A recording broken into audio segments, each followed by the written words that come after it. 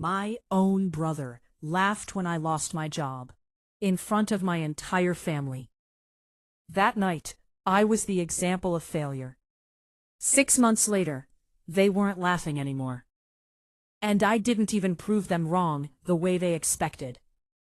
I never thought I'd be the kind of person to post something like this.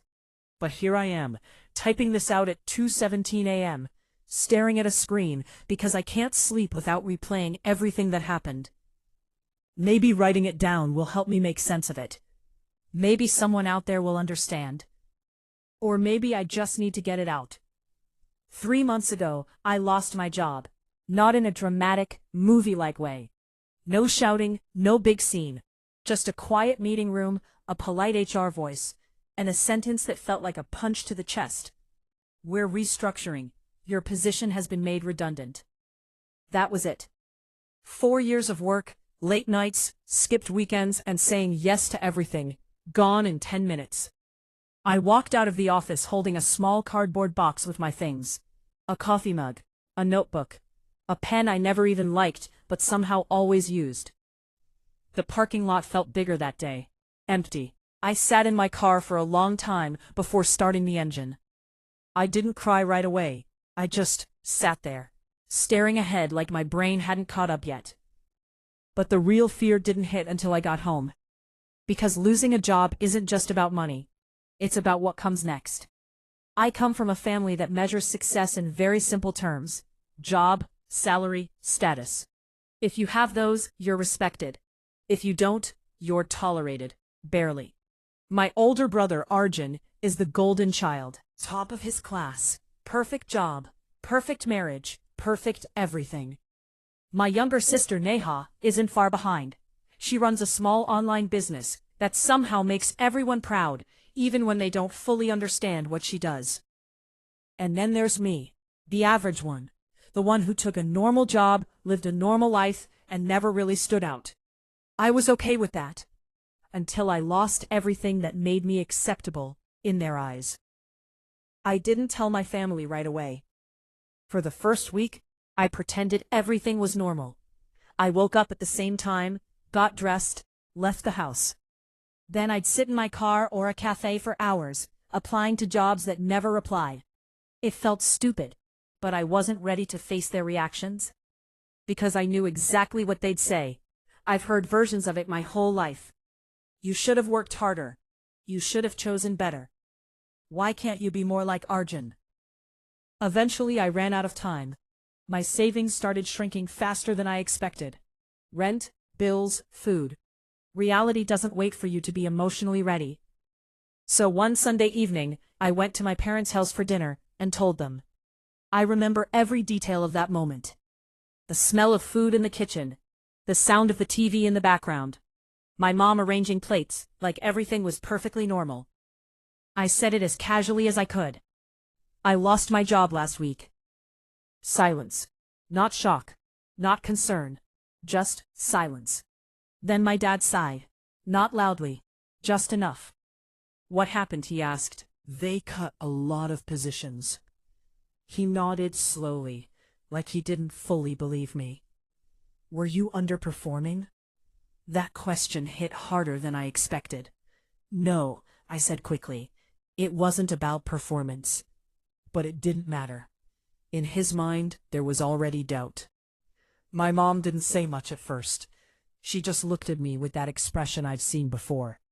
The one that says, "This is disappointing, but I won't say it out loud." Arjun leaned back in his chair, arms crossed. You should have seen this coming, he said. I blinked. What? The market's been unstable for months. Everyone knew layoffs were coming. Not in my department, I said. He shrugged. Still, you should always have a backup plan. I wanted to argue, but I didn't have the energy. Neha didn't even look up from her phone. That's rough, she said, flatly. That was it. No, are you okay? No, do you need help? Just judgment. Dinner that night felt like sitting in a room where everyone had silently agreed that I was the problem. Every conversation somehow circled back to success. Arjun talked about his promotion. Neha talked about expanding her business. My dad gave advice, about staying competitive. And I just sat there, nodding, feeling smaller with every passing minute. At one point, my mom said something that I'll never forget. "You need to settle your life." Settle. As if my life was some messy room that needed cleaning. I thought that was the worst of it. I was wrong. 2 weeks later, my parents hosted a family gathering. Relatives, cousins, neighbors, the usual crowd. Normally, I'd avoid these things, but my mom insisted. "Don't isolate yourself," she said. "It looks bad." Looks bad. That phrase again. Everything in my family is about how things look. So I went. Big mistake.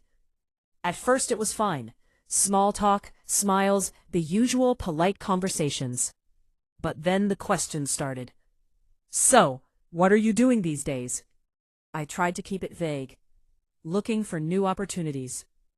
But word spreads fast in families like mine. Within an hour, everyone knew. And suddenly, I wasn't just me anymore. I was the one who lost his job. I overheard things, whispers. Such a shame. He was doing okay, wasn't he? Maybe he wasn't as capable as we thought. Each comment felt like a small cut. Individually, they were nothing. Together, they hurt. Then came the moment that changed everything. We were all sitting in the living room.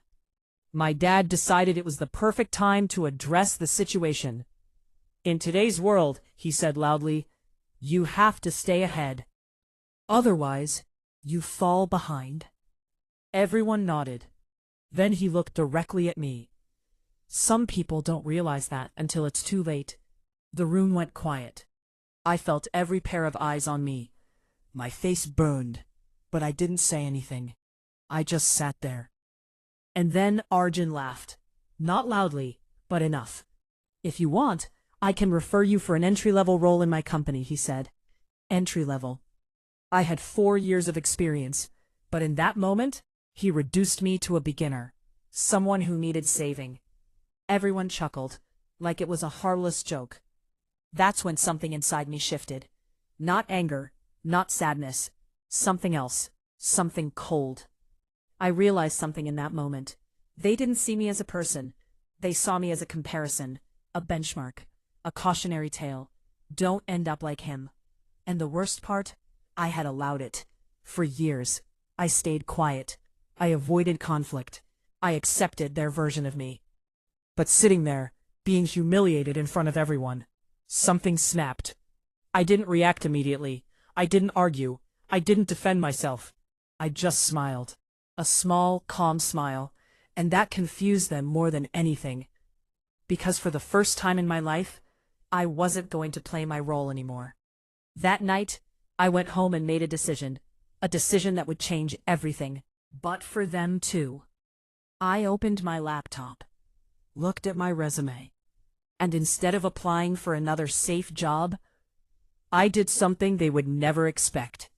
I walked away from everything they believed I should be. And that was just the beginning. That night, after I got home from the gathering, I didn't turn on the lights right away. I just stood there in the dark, keys still in my hand, listening to the silence of my apartment. It felt different. Not heavy like before. Not suffocating. Just quiet. For the first time in weeks, my thoughts weren't racing with panic. They were focused, clear, and a little dangerous. I walked to the kitchen, poured myself a glass of water, and sat down with my laptop. My resume was still open from earlier that day. Same format, same bullet points, same safe, predictable version of me. I stared at it for a long time. Then I closed it. Not minimized, closed, completely. Because I realized something uncomfortable. I wasn't failing at finding a job. I was failing at becoming the version of myself they expected. And maybe that was the real problem. I had spent years trying to fit into a mold that was never mine. Stable job, safe choices, no risks, no deviation, just enough success to stay acceptable. And the moment that disappeared, so did my value in their eyes. That wasn't just frustrating. It was freeing. Because if I had already lost their approval, what exactly was I still afraid of? I leaned back in my chair and laughed quietly. Not because anything was funny, but because for the first time, I saw the situation differently. I had nothing left to protect, and that meant I had everything to rebuild. But this time, on my terms. The next few hours were strange. I didn't apply for jobs. I didn't scroll through listings. Instead, I opened a blank document and wrote one question at the top. What do I actually want? It sounds simple, almost childish. But I sat there for nearly 20 minutes before typing a single word. Because I had spent so long chasing what I should want, that I didn't even know what I genuinely did. Eventually I started writing. Not goals, not plans, just thoughts. I wrote about how much I hated office politics, how drained I felt pretending to care about things I didn't believe in, how I used to enjoy solving problems, building things, creating something from nothing, before it all turned into deadlines and performance reviews. I kept writing, and somewhere in that mess of thoughts, a pattern started to appear. I didn't hate working. I hated the way I was working. That realization hit harder than anything my family had said. Because it meant the problem wasn't that I wasn't capable. It was that I had been aiming in the wrong direction the whole time. Around 3 a.m., I stopped writing and stared at the screen again. This time I wasn't looking for answers. I was looking for courage. Because the idea forming in my head wasn't safe. It wasn't practical. And it definitely wasn't something my family would ever support. I wanted to stop chasing jobs and start building something of my own. Even typing that felt ridiculous. I had no business experience, no big savings, no connections, just a few skills, a laptop, and a growing sense that I couldn't go back to who I was before. Still, the idea wouldn't go away. It sat there in my mind, stubborn and persistent. What if this works? That question was dangerous, because once it exists, it's hard to ignore. The next morning, I didn't set an alarm. I woke up late, around 10, with sunlight hitting my face. Normally, I'd feel guilty, like I had already wasted the day. But not this time. This time I felt calm. I made coffee, sat down again, and started researching. Not jobs, ideas, opportunities, things I could realistically start with what I had. At first it was overwhelming. There's too much information out there. Everyone claims to have the perfect path, but most of it felt fake, overhyped, unrealistic. So I simplified things. I asked myself another question. What can I do right now with what I already know? That's when it clicked. At my old job, I had spent years handling operations, organizing workflows, fixing small inefficiencies that most people ignored. It wasn't glamorous, but it was valuable. And more importantly, it was something many small businesses struggled with. They didn't need big consultants. They needed someone who could actually understand their day-to-day problems and make things smoother. It wasn't a perfect idea, but it was a start. So I did something that terrified me. I created a simple service offer. No fancy branding, no complicated website, just a clear message. I help small businesses improve their processes and save time. Then I reached out. Old contacts, local businesses, even strangers. The first few messages felt awkward, forced, like I was pretending to be someone I wasn't. Most of them ignored me. Some politely declined. One person replied with, "Not interested." That one stung more than it should have. But I kept going. Because this time, rejection didn't feel like failure. It felt like movement. And movement was better than being stuck. Days turned into a week, then 2. Money was still tight. My savings were dropping faster than I liked. And for a moment, doubt started creeping back in. What if they were right? What if this is just another mistake? That voice was familiar. It sounded like my family. But this time, I didn't let it take over. Because something else had changed. I wasn't doing this to prove them wrong. Not yet. I was doing this to prove something to myself. that I wasn't as limited as they believed. Then, on a random Tuesday afternoon, I got my first real opportunity. It wasn't big. A small local business owner responded to one of my messages. He didn't sound impressed, just curious. "Come by tomorrow," he said. "Let's talk." That was it. No guarantees, no promises, just a chance. But to me, it felt like everything. I barely slept that night. Not because I was nervous, but because I kept thinking about what this could lead to. The next day, I showed up early, sat in my car for a few minutes, took a deep breath, and walked in. We talked for about an hour. I listened more than I spoke. Tried to understand his problems instead of pushing my ideas. And by the end of it, something unexpected happened. He said yes. Not enthusiastically, not with excitement, but with enough confidence to give me a shot. It wasn't a huge deal, a small project, a short-term arrangement, but it was real, and for the first time in weeks, I felt something I hadn't felt since losing my job: momentum. I walked out of that place with a small agreement and a big shift in mindset. Because now, this wasn't just an idea anymore. It was happening. Slowly, messily, imperfectly, but it was happening. When I got home, I didn't celebrate. I didn't post about it. I didn't tell anyone, especially not my family, because this time I wanted to build something before they had a chance to judge it. And deep down, I knew something else too. If this worked, even a little, everything would change. Not just how they saw me, but how I saw myself. And that was the part they never expected. Because they thought humiliating me would break me. They thought it would push me back into the same safe, predictable path. But they were wrong. They didn't break me. They removed the last reason I had to stay the same. And now, I was just getting started. That first project changed more than my bank balance. It changed how I saw myself. It wasn't perfect. I made mistakes, misjudged timelines, overpromised once or twice. But I showed up every day and fixed what I could. And by the end of it, the client was happy. Not amazed, not blown away, just satisfied. But that was enough. Because satisfied clients talk, not loudly, not instantly, but they do. A week later, he referred me to someone else. Then that person referred me again. Slowly, quietly, things started moving. It didn't feel like success, not at first. It felt like survival. Like I was building something fragile with my bare hands, hoping it wouldn't collapse overnight. Every rupee mattered. Every opportunity felt like it could disappear if I messed up. But at the same time, something inside me was growing. Confidence. Not loud, arrogant confidence, the quiet kind.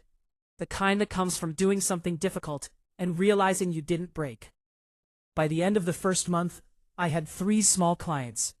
Not enough to feel secure, but enough to keep going. My days became structured again, but in a completely different way. I woke up early, not because I had to, but because I wanted to. I planned my work, solved problems, learned things I had ignored for years. There was no boss, no performance review, no one watching over me, just me and the results I produced. And for the first time, that felt honest. Of course, it wasn't all progress. There were bad days too. Days when nothing worked. Days when clients delayed payments. Days when I questioned everything.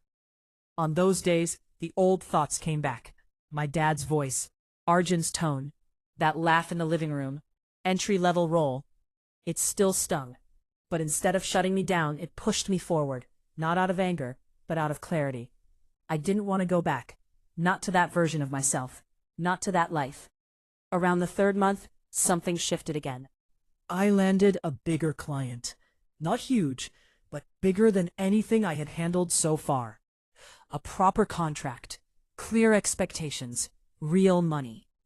I remember staring at the agreement before signing it, thinking, this is real now. No safety net, no fallback plan, just me. And I signed it. That project forced me to level up. I couldn't rely on guesswork anymore. I had to be precise, organized, professional in ways I had never been before. It was stressful. There were moments I thought I had taken on too much, but I adapted. Late nights came back, but they felt different this time. Not forced, chosen. And when that project ended successfully, something clicked. I wasn't trying anymore. I was doing it. I had built something, small, yes, but real. By the 6th month, I was earning close to what I made at my old job. Not consistently, but enough to prove it wasn't luck. And more importantly, I had control. Control over my time, my work, my direction. That mattered more than I expected. It wasn't just about money anymore. It was about ownership. Around that time, my mom called. It had been weeks since we last spoke properly. "You haven't visited in a while," she said. "There's a family dinner this Sunday." I paused. Old me would have made an excuse, avoided it. But this time, I didn't feel the need to hide. "Okay," I said. "I'll come." The moment I hung up, I knew this wasn't going to be a normal dinner. Not for me. Not anymore. Sunday evening, I walked into that same house, same furniture, same smell, same people. But everything felt different. Or maybe I was different. Conversation started the usual way, small talk, casual updates. But this time, there was curiosity. Not judgment. Not immediately, at least. "So, what are you doing these days?" Arjun asked, leaning back like before. Same posture, same tone. He didn't sound as confident. I kept my answer simple. "Working independently." He raised an eyebrow. "Meaning?" "I run my own consulting work now, helping small businesses improve operations." There was a brief silence, not the uncomfortable kind from before, a different kind. Processing. My dad looked at me more carefully this time. "Is it stable?" he asked. Same question, different energy. "It's growing," I said. "I have multiple clients now." That caught their attention. Neha finally looked up from her phone. "Like, actual paying clients?" she asked. I almost smiled. Yes. The conversation shifted after that. Not dramatically, but noticeably. The questions changed. Less judgment, more curiosity. "How did you start? What kind of clients? Is there demand for that?" I answered calmly. No exaggeration, no need to impress. Just facts. But the real moment came later that evening. My dad, the same man who had questioned my performance in front of everyone, said something I didn't expect. "If you're serious about this," he said, "you should think about scaling it properly."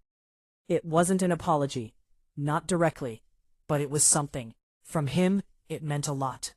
Arjun didn't joke this time, didn't offer an entry-level role. He just listened, quietly. And I realized something important in that moment. They hadn't changed. Not really. What changed was how they saw me. And that only changed because I stopped trying to fit into their expectations. I didn't confront them about the past. I didn't bring up that night, the humiliation, the laughter. I didn't need to, because this wasn't about proving them wrong anymore. It was about proving something to myself, that I could rebuild, that I could choose a different path, that I wasn't defined by one job, one moment, or one opinion. Later that night, as I was leaving, my mom walked me to the door. "You look different," she said. I paused. "In a good way?" I asked. "More sure of yourself." I smiled slightly. "I am." And for the first time in a long time, that wasn't something I said to convince someone else. It was just true. When I got back to my apartment, I didn't feel the need to replay everything. No overthinking, no analyzing every word, just a quiet sense of closure. Not perfect closure, but enough. Because the truth is, they didn't expect what I did next. They expected me to shrink, to struggle quietly, to come back asking for help or approval. Instead, I stepped away, built something small, grew it, and returned different. Not louder, not more aggressive, just solid. And that changed everything. If you're reading this and you're in a similar place, feeling stuck, judged, or underestimated, here's the part that matters. You don't need a dramatic comeback. You don't need to prove anything overnight. You just need to stop letting other people define your direction. Start small. Start messy. Start unsure, but start. Because sometimes hitting your lowest point doesn't break you. Sometimes it removes everything that was holding you back. And what you do next?